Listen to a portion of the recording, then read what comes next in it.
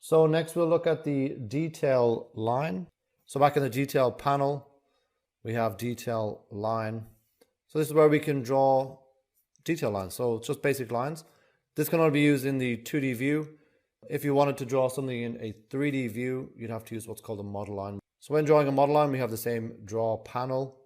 We have our options bar to make some adjustments. But we also have the line style panel. So when there's our different types of line styles, same if you're familiar with CAD, it's the same types there. So we've got dash, dot, dot, dashed, and so on. So the lines is just our normal thickness lines. We have medium line, thin, and wide. So if you wanted to create your own line styles, we've got to go to the Manage tab. In the Manage tab, we have additional settings. In here is where you can alter the patterns, different line weights, line patterns. You can change the color tags and so on. So this is where you'll change those certain aspects. What we're going to look at now is the line styles. And right now we just have one category, which is line. So if you want to expand that, there's all of our different line styles. We want to create a new one. So we're going to select new down the bottom right hand corner. And this one we're going to call DPM for damp proof membrane. We'll press OK. So now we've created our new line. Now specify the line projection, which is just its thickness, its line color, and its line pattern. So 1 is the thinnest, and we can go up as far as 16. So for this line, we're going to have a line style of 4.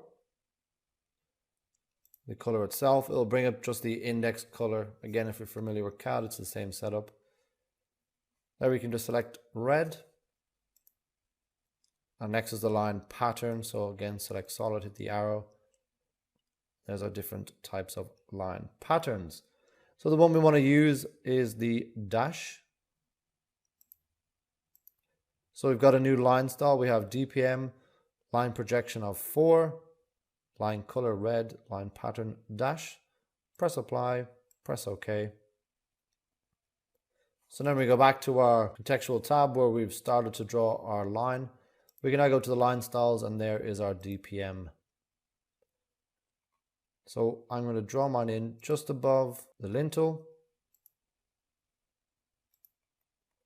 I'm going to tuck it in there into the mortar.